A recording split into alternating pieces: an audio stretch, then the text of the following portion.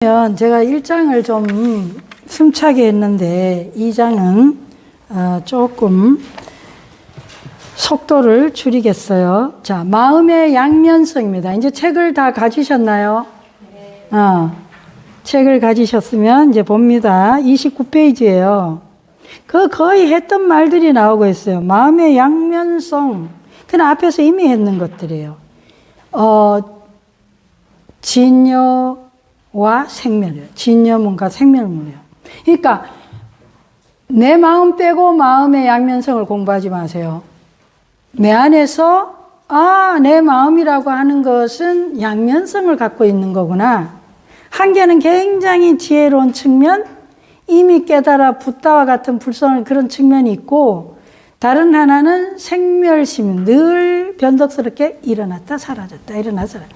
여기 가면 요렇게 저기 가면 저렇게 누가 나 흉보면 금방 화가 나고 누가 나 칭찬하면 금방 즐거워지고 행복해지고 그런 게 있구나. 근데 굉장히 다양한 종류의 마음들이 있지만 그 숫자로 굳이 나눈다면은 바로 안에 그 핵심 본체는 굉장히 불변하는, 있다 없고 없다 있고 이런 마음이 아니라 불변하는 상주불멸의 그런, 이 마음을 잘 모르겠으면 반야신경을 읽어보셔요. 그런 마음이 하나 있고 절대 타고난 본래 지혜가 있고 상황 조건 따라서 흙탕물도 됐다가 핏물도 됐다가 우유도 됐다 그렇게 다양하게 변화하는, 아주 고상하고 거룩하기도 하다 더럽고 치사하고 유치하고 그런 다양함을 드러내는 그런 것도 있구나. 이해됐죠? 양면성이에요. 그런데 이 두 개는 항상 뭐예요? 따로가 아니라는 거죠. 같이 있다? 상호존적이다? 사실은 그 생멸하는 그 변덕스러운 화가 나는 그런 질투하는 우울한 불안한 그런 어리석은 그 마음 안에는 아까 말했죠. 불안을 흙탕물이라고 생각해 봐요. 스트레스를 무슨 독극물이라고 생각해 봐요. 그러나 그 안에도 물은 있다 이 말이죠. 그러니까 이게 뭐가 뭔지 모르지만 이거 굉장한 거구나. 그 서양의 심리학이 이걸 발견한 거예요. 그러니까 우리가 보통 전통적인 서양 심리학에서는 뭐예요? 불안이나 스트레스나 우울증이나 이런 게 있으면 이거를 제거해야 된다고 생각했다는 거지. 이걸 치료해야 된다고 생각했고 이거는 해로운 거고 나쁜 거라고 생각했다는 거예요. 그런데 그게 아니고 불교를 공부하다 보니까 이게 해롭고 제거해야 될 게 아니라 그 스트레스, 그 불안, 그 우울, 그 자살하고 싶은 마음, 그 화나고 죽이고 싶은 그 안에는 두 가지가 있더라는 거예요. 그 순수한 물의 속성하고 흙탕 또는 독 또는 잉크 이렇듯이 그게 같이 있더라는 거예요. 그래서 유식심리학에서는 이걸요, 바닷물과 파도를 얘기합니다. 그러니까 파도가 어때요? 파도가? 바닷물이 출렁여서 파도가 된 거 아니에요. 근데 그 파도는 어디로 갈까요? 영원히 계속 이 공중에 떠 있는 게 아니지. 결국은 어때? 바닷물 본래로 가는 거예요.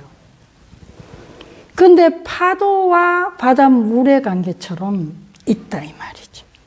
그래서 내 마음이 불안이다, 우울이다, 질투다, 분노다, 굉장히 행복감이다, 즐거움이다, 뭐가 있을 때 그게 무슨 이름으로 있든지 간에 그 있을 때는 그런 두 가지 양면성을 갖고 있다 이거. 원래는 한 마음이다 이거예요. 그런데 현상적으로 뭐에 따라서 조건 따라 인연 따라, 그래서 그걸 수연심이라 그래. 따를 숫자에다 인연 연자를 써서요, 인연을 조건을 따른다는 표현을 씁니다. 그게 진여가 그렇게 돼요. 그 따르는 이게 어쩌라고 이런 얘기예요. 그러니까 서양 심리에서 본 게 뭐겠어요? 스트레스는 증상을 없애고 못 쓸 것이 아니고 그 스트레스를 어떻게 하면은 변형시켜서 다시 정화를 하느냐는 문제가 일어나는 거죠. 정화. 그 오염된 거잖아요. 그런데 그 원래의 속성은 불변이라고 그랬잖아요. 그 원래의 속성은 불변이기 때문에 이것을 그 스트레스를 제거하고 또 뭐예요? 우울을 제거하고 그 약을 줘봐요. 무슨 일이 일어나겠어요? 우울 약을 계속 먹여. 그럼 무슨 일이 일어나요? 우울 증상은 사라졌는데 이번에 무슨 일, 불안이 오고 심장박동이 뛰고 뭐 이상한 다른 증상이 막 제2, 제3 막 일어나지 않겠어요? 그죠? 스트레스 약을 계속 먹으면 나중에 분열증이 오고 한각이 오고 그러지 않겠어요? 왜? 그것만 치료를 했는데 다른 전체적인 걸 모르는 거죠. 근데 그게 아니고 불안이나 우울이나 스트레스나 분노나 무엇이가 있으면 그곳에 그 원래의 불안의 원실체는 뭐예요? 굉장히 맑고 고요하고 선하고 안정되고 좋은 마음이라는 거예요. 그래서 그 불안을 일으키는 그 조건, 그것을 바꿔주면 되는 거죠. 그렇지 않겠어요? 이해되나요? 근데 그전에는 그렇게 치료했다는 거예요. 그러니까 제가 작년에 예를 들었을 거야. 그 미국에 있는 정신과 의사 선생님 와서 얘기했죠. 자기 환자. 어떻게 됐다고? 환자가 지금 심한 분열증에 시달리고 그 심각한 정신분열증인데 원래가 어떻게 된 거냐 처음에 그랬더니 이혼을 하려고 하는 이혼의 위기에서 굉장히 불안했다는 거예요. 그래서 상담자를 찾아왔잖아요. 그런데 불안하니까 불안약을 준 거야. 그래가 몇 년을 먹었어. 점점 나 지금은 환각까지 온 거지. 불면에다가 등등등등. 그렇게 됐다는 거예요. 즉, 그래서 번뇌 즉 볼이라는 표현을 쓴 거예요. 번뇌가 뭐예요? 온갖 이런 감정들이에요. 불공강한 감정들. 그 감정이 바로 깨달음이다. 어째서 그런 말을 쓸 수 있었냐는 거죠. 왜냐하면 그 본체, 실체는 진여기 때문에.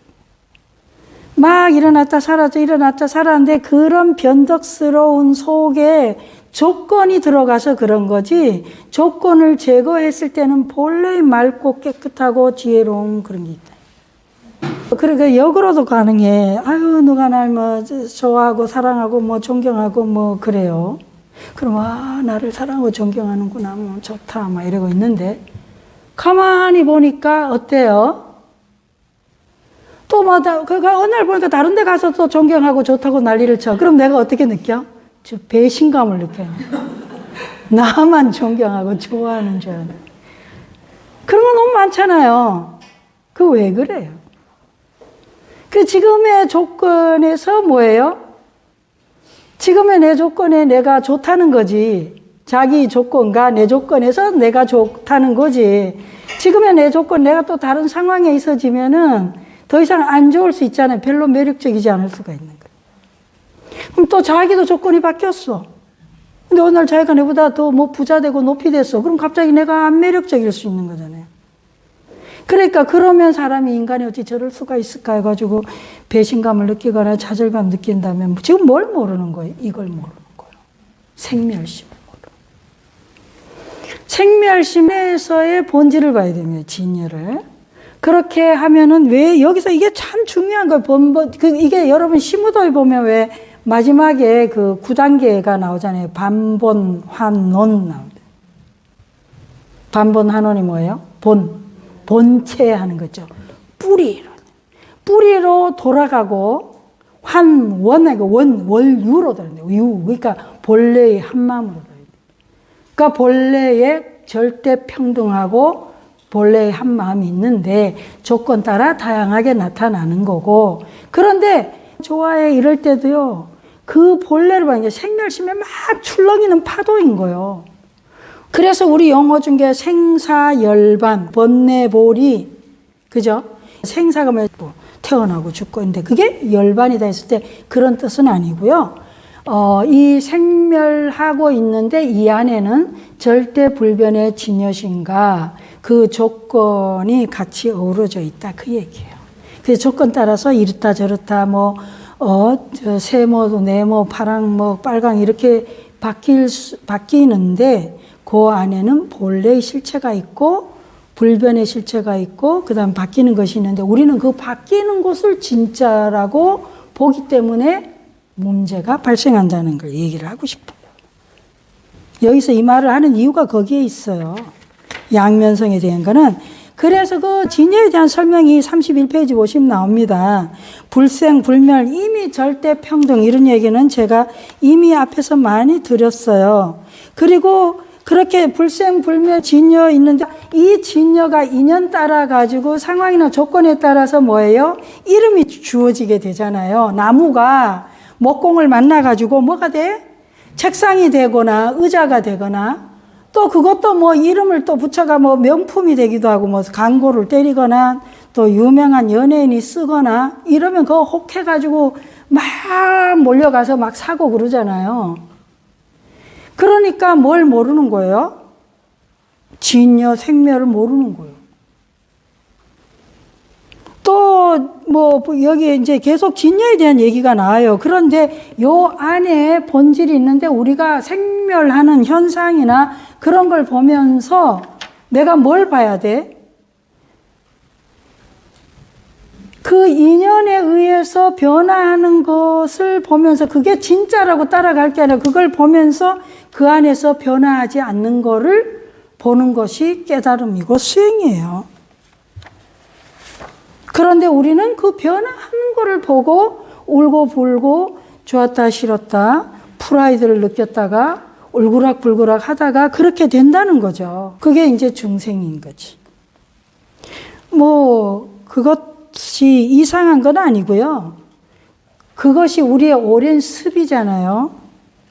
우리의 오랜 습관적 에너지가 그렇게 하죠. 문화 속에서 교육 속에서 그렇게 됐으니까. 그럴 때 내가 뭐예요?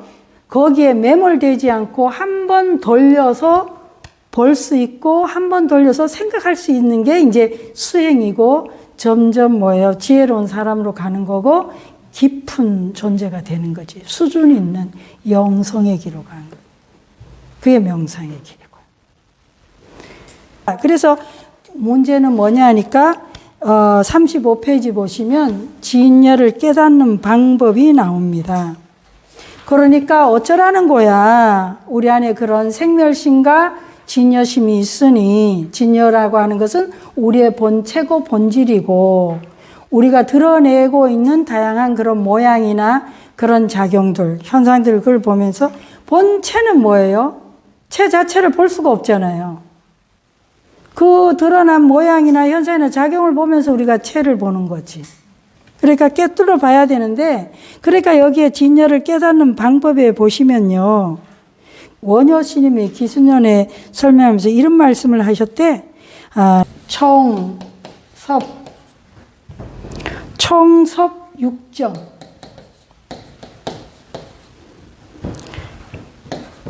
기일심원. 이런 말이 있어요. 이게 총이라고 하는 게요.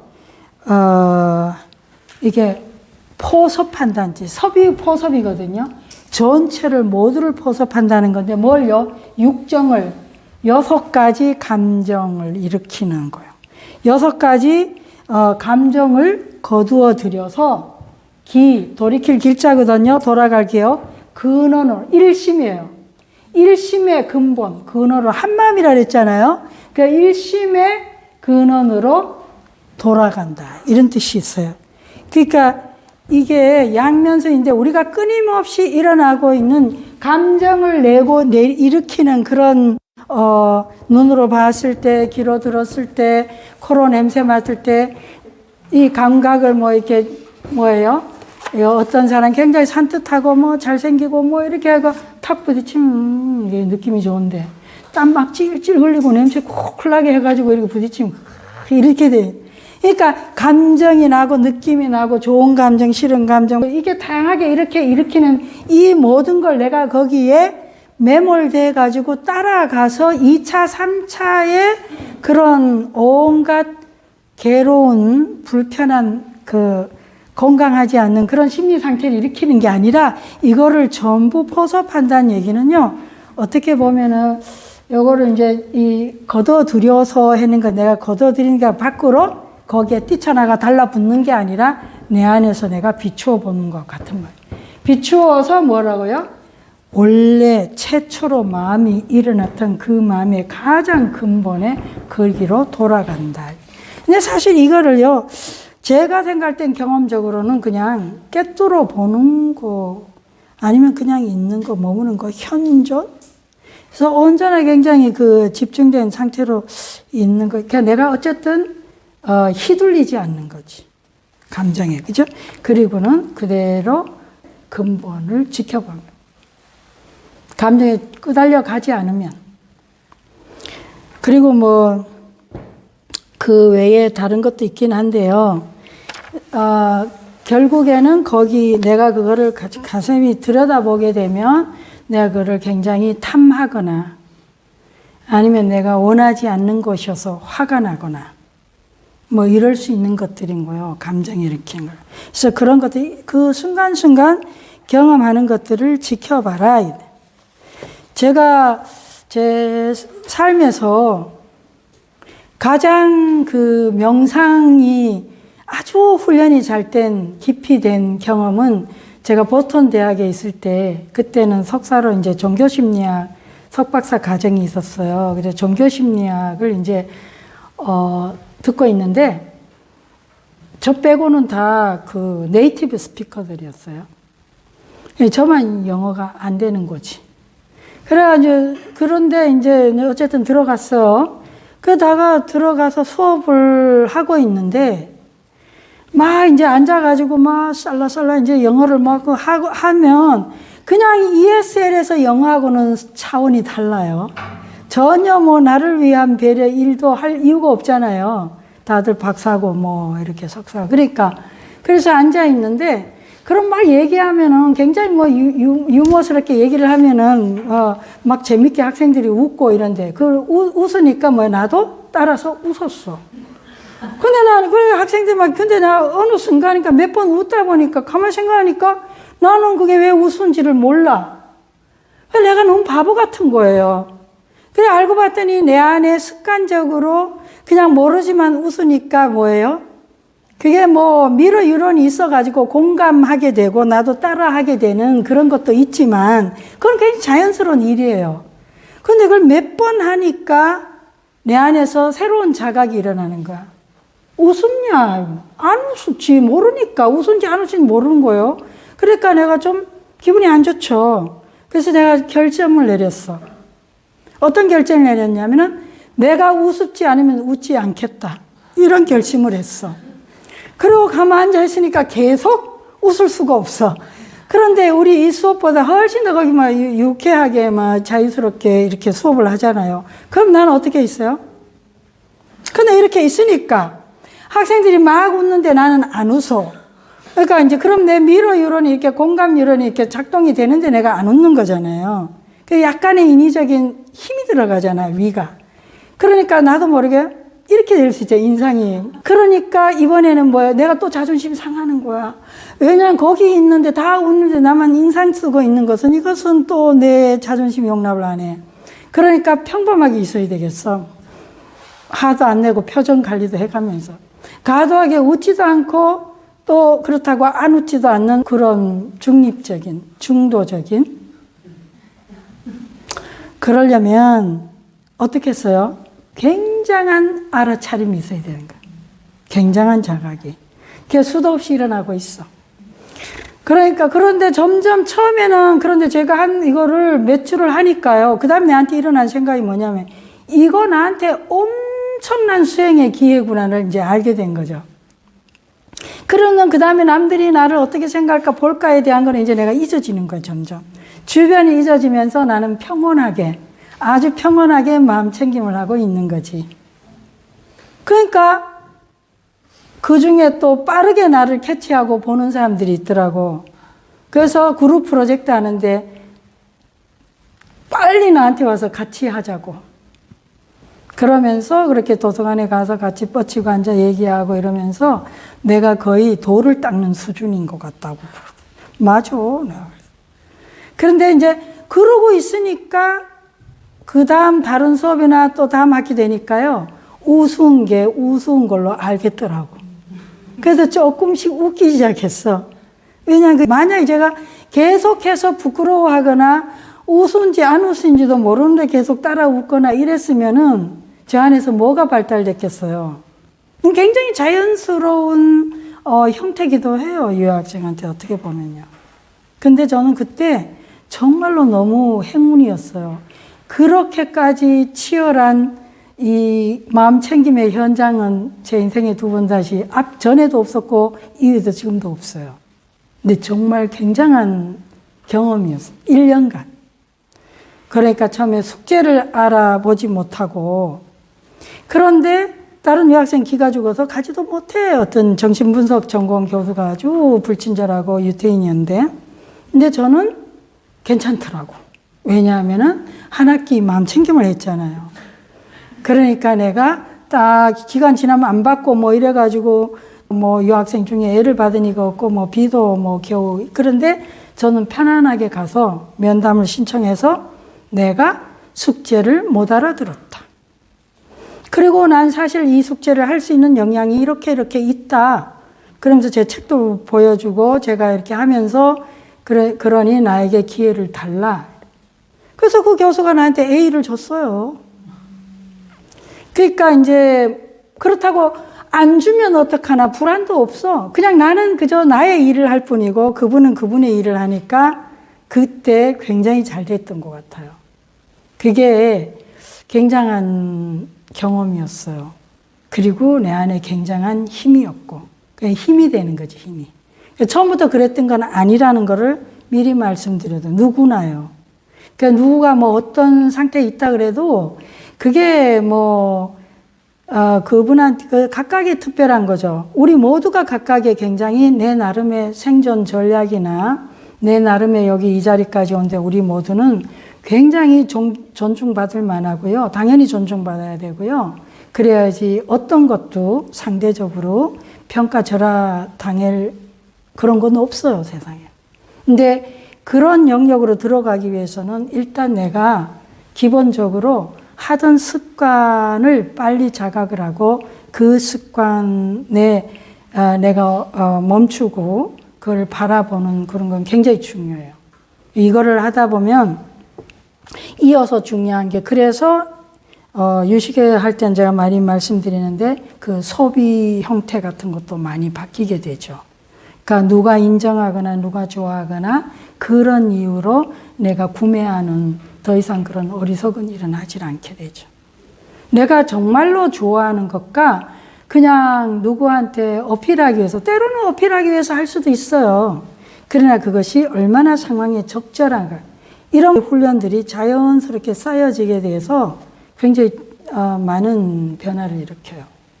늘 인생이 예측 불허에 그런 너무 불안하잖아요. 그래서 우리가 현대인이 많이 불안한 거예요. 늘 미래를 생각하면 불안한 거예요. 아무리 가져도 불안해요. 내가 보기엔 넘치게 많아서 감당이 안 될 수준인데도 그 왜 그러냐 하면은 아직까지 우리 각자가 가지고 있는 내 내면의 어떤 진정성 뭐 심각하게 진역까지 안 가도 내 내면에 있는 고유한 나의 실체 거기에 너무 터치가 안 된 거예요. 그래서 진짜 나를 못 만난 거죠. 그러면 계속 불안하죠. 죽을 때는 더 불안하겠죠. 그래서 우리는 이것이 선택은 아니에요. 현실을 사는데 그래서 저는 너무 멀리 갔네 또. 그러니까 응? 넘어가자고요. 자 여기서 하고 39페이지 한번 보세요. 진야의 두 가지인데 우리 안에 있는 정말 내가 아직까지 못 만나면 내가 진가민가 믿음을 내기가 되게 어려워요. 그런데 모든 깨달은 자들이 훌륭한 인류의 스승들이 다 말해요. 인간은 정말로 절대 평등하고 모두가 고유하고 거룩하고 절대 지혜롭고 선한 그런 게 있다는 거 인간에 대한 거요. 그런데 공과 불공 얘기가 나오는데요. 여실공 나오는데 첫 번째 뭐냐면 이게 이제 공이 불생불멸이고 부중불감이고 절대 평등하다는 거예요. 왜냐하면은 어떤 그 주로 허공에 많이 비유하는데요. 어떤 모양도 색깔도 뭐도 없기 때문에 모든 걸 물을 생각해 보세요. 잉크를 거부하거나 흙탕을 거부하거나 독을 거부하거나 거부하지 않아요. 물은 모든 걸 만나서 모든 물이 되는 거예요. 네모 그릇을 거부하고 세모 그릇을 거부하지도 않아요. 웅덩이를 피하지도 않아요. 물은 모든 것에 그대로 스며들고 공기도 마찬가지죠. 그래서 매연 있는 공기가 되기도 하고 신선한 공기도 되기도 하고요. 그리고 독가스가 되기도 하고요. 그런데 물이 그렇게 모든 인연 따라서 그대로 현상으로 드러나지만 물 자체의 그 속성은 불변이라는 거예요. 우리 안에는 그런 우리 실체의 참모습이 있다는 얘기고, 그 다음에 여실불공이에요. 그렇게 인연 따라 일어나기 때문에 텅 빈 것이 아니라는 거죠. 모든 걸 수용하기 때문에 비어있는 거가 되고요. 모든 걸 수용하기 때문에 또 뭐예요? 항상 굉장히 지혜롭고 복덕이 그득하고 모든 것으로 무엇으로도 드러날 수 있다는 거예요. 그래서 그런데 여기서 이제 한 가지 제가 조금 그러면 뭐 독을 만나고 사기꾼을 만나고 어떤 폭력자를 만나고 그건 뭐 그게 무슨 지혜 복덕이에요? 그런 얘기예요. 거기는 한번 생각해 봐야 돼요. 그거는 굉장한 우리에게 고통과 비참함이나 불행을 유발하잖아요. 그럴 때 그 유발하는데 항상 전제 조건도 있고 서서히 되기도 하고 갑자기 되기도 하지만 모든 거를 인연법을 알게 되면요. 그것이 갑자기 되는 건 없고 어떤 조건들이 있죠. 근데 아무리 조건들이 있다 해도 내가 의도하지 않았는데 일어날 수도 있죠. 그런데 그런 것들이 내가 어떻게 만나진다면 그거는 거기에서 끝나거나 아니면 내가 그것을 충분히 극복할 힘도 있다는 증거기도 해요. 그래서 거기에 매몰되지 않고 우리는 내가 만약에 어떤 고통을 겪고 있다면, 불행을 겪고 있다면, 불만족이라면 또 내가 굉장히 좌절되는 순간이 온다면 그것을 능히 견뎌내거나 극복할, 그리고 그것을 깨달음으로 보리로 행복으로 바꿔갈 수 있는, 전환할 수 있는 내 안에 불변의 이런 진여가 있다는 것을 믿어야 한다는 거죠. 그리고 그 힘을 터치되면서 뭐예요? 나를 치유하고 그리고 나를 전환해서 극복하고 내가 그만큼 더 크게 성장할 수 있다는 걸 믿어야 돼요. 그 대표적인 사람 중에 하나가 뭐예요? 저는 오프라 윈프리를 드는 거예요. 굉장히 열악한 조건이었지만 그 토크쇼의 여왕이 됐잖아요. 그럴 때 어떤 위기에서 그 상황, 그 시절에도요, 굉장히 자기의 위기였죠. 그것이 드러났을 때 얼마나 이걸 당할까. 그럴 때 그는 정면 승부를 했죠. 아주 솔직하게 고백했고, 그 고백하는 것도 굉장히 힘이고 용기죠. 그래서 그는 세계가 아는 그런 굉장한 사람이 됐죠. 그가 아프리카의 흑인 여성들을 위한 그런 학교도 세우고 뭐 한 번 얼마나 통이 큰지 자기 쇼에 있는 사람한테 차 한 대씩 다 쏴. 돈도 많지만. 그래서 그런 걸 예외라고 생각하지 말고 제가 지금까지 살면서 성공한 사람과 현실적으로 성공한 사람과 성공하지 않은 사람의 큰 차이 중에 한 개는 어떤 면에서 그렇게 성공하는 조건은 다를 수 있어요. 그리고 기간은 다를 수 있는데 포기하는 자와 포기하지 않는 자. 먼저는 뭐죠? 꿈을 가진 자와 꿈을 갖지 않는 자고 두 번째는 뭐예요? 포기하는 자와 끝까지 포기하지 않는 자가 있더라. 시간의 문제일 뿐인 거죠. 그런 거에 대한 확신이 필요합니다. 그래서 우리 안에 여기 이 책이 말하고 싶은 거는 그건 거예요. 이 저자 마맹보살이요. 우리 모두에게 그런 마음의 양면성을 갖고 있는데 말하자면 당신은 너는 어느 마음에 의지하고 살고 있냐. 너는 어느 마음에 계속해서 물을 주고 있냐. 그 얘기예요.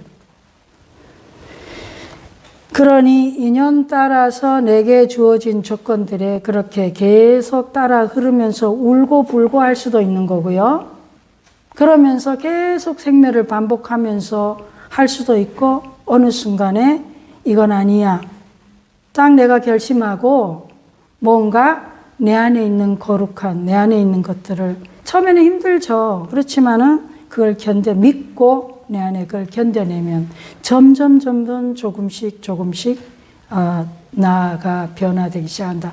근데 그게 오랜 세월 습관적으로 우리 문화 속에서 익혀준 게 하루아침에 그렇게 되겠어요? 제 수업에서 항상 얘기하는 게 모르는 것을 부끄러워하지 말라. 모르는 것을 두려워하지 말라. 확실하게 모를 때 확실하게 알게 된다. 같은 얘기예요. 가장 확실하게 몰라야 가장 확실하게 알게 되거든요. 그러니 습관적으로 우리한테 익혀진 거는요. 일단 모르는 것이 있을 때 내가 모르고 있다는 사실을 숨기고 싶어하고 일단 내가 모르지 않다라고 나도 모르게 이렇게 하는 습관이 있어요. 근데 그거는 괜찮아요. 우리가 하는 모든 행동들은요. 그렇다고 책임 회피의 측면이 아니라요. 교육, 문화적, 이런 환경적 속에서 함께 형성된 것들이거든요. 그러니까 네가 책임져라 그런 얘기는 안 해요. 좀 냉정한 얘기지만 내가 책임은 아니나 내가 겪어야 되는 것들이에요.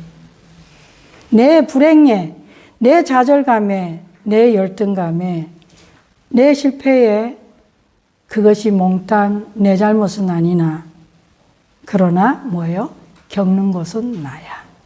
그러니까 그것에 대해서 내가 굳건하게 뭔가 나서서 그리고 내가 어떤 새로운 결심을 하고 새로운 원을 세우는 것은 뭐예요? 그걸 결정심이라고 그래요. 터원할 수 있는 게. 그리고 그게 유식에서 보면 의도예요. 서원이라고 해야 돼요. 더 크게. 나만이 아니라 모든 일체 중생을 위해서 우리 사회를 위해서 한다면 그건 서원이 되는 거예요. 일단은 뭐예요? 내가 나를 위해서도 내가 의도를 내야 되는 거지. 결정심을 내면 그렇게 된다. 그러고 이제 생멸심을 내기는 뭐 계속 제가 얘기를 많이 해서 특별히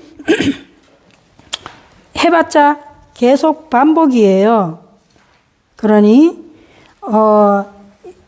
일상 속에서 이 마음의 양면성을 보시면서 내 안에 그런 양면성이 있는데 개인에 따라서 어떤 사람은 굉장히 본질적인 그거에 충실하게 굉장히 알아차림하면서 자각하면서 있는 사람도 있고 어떤 사람은 자각이 희미한 사람도 있을 수 있어요.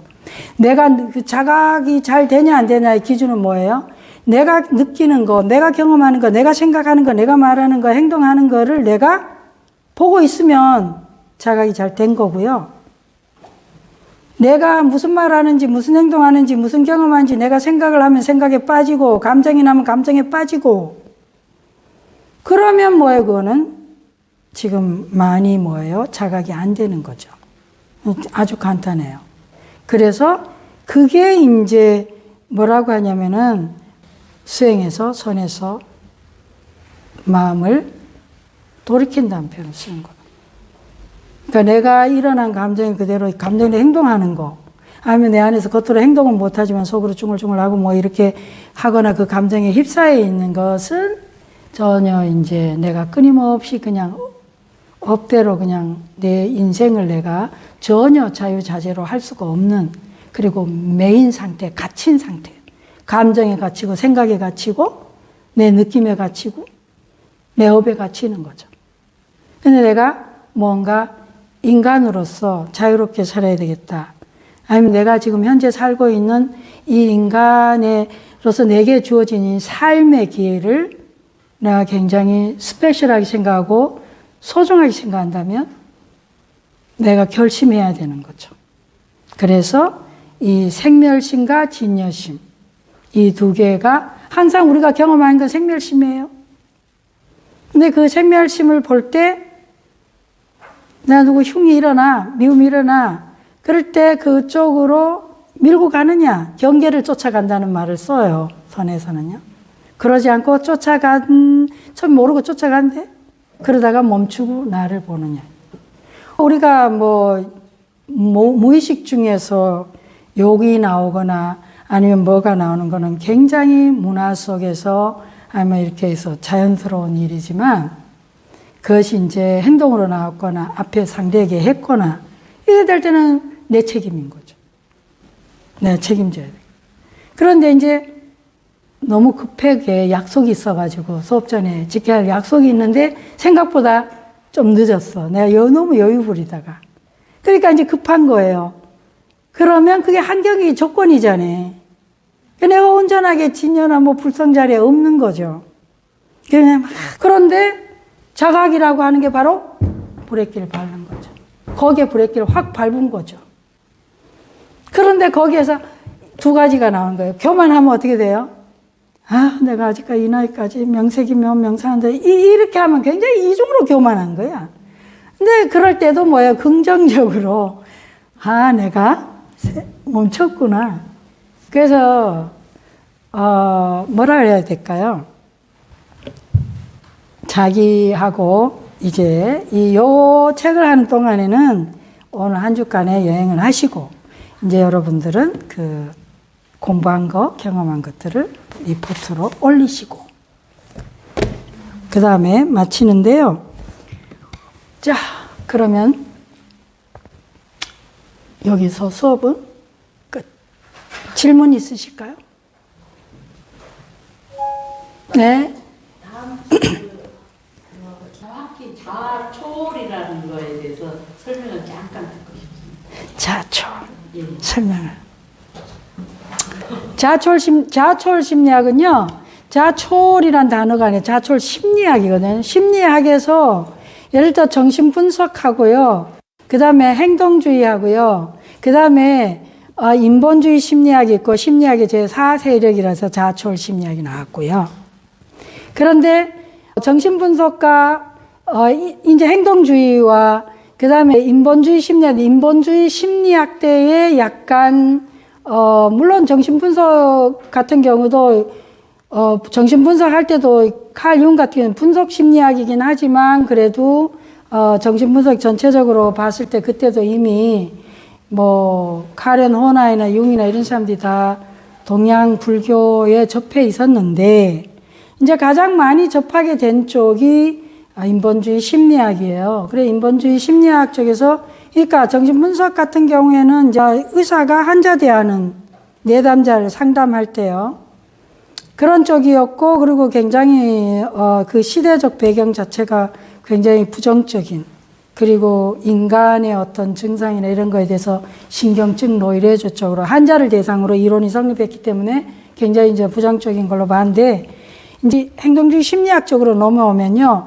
그러니까 내면의 무의식이나 이런 걸 보기 너무 골 아프고 이래서 행동이 중요하다. 그러니까 미국으로 넘어오면서 미국에서 발달된 건데 행동주의 같은 경우는 동물을 연구해서 인간의 행동을 연구하고 겉으로 무의식이나 내면의 감정이 잘 모르겠다 이거야. 그런데 드러난 것은 행동이라는 거죠. 그러니까 행동을 보면서 그렇게 말 그대로 행동에 초점을 두고 정신분석을 분석하죠, 정신을.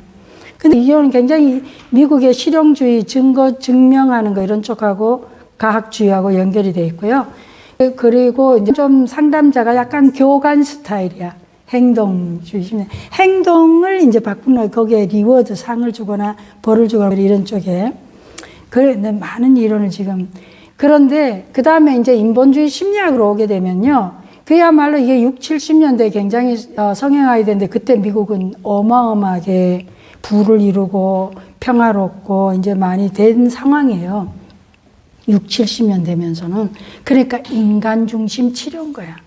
그러니까 앞에서 그거 둘 개 정신분석이나 그 행동주의 같은 데 보면 인간을 조금 대하는 게 그렇게 인격적이진 않았거든요.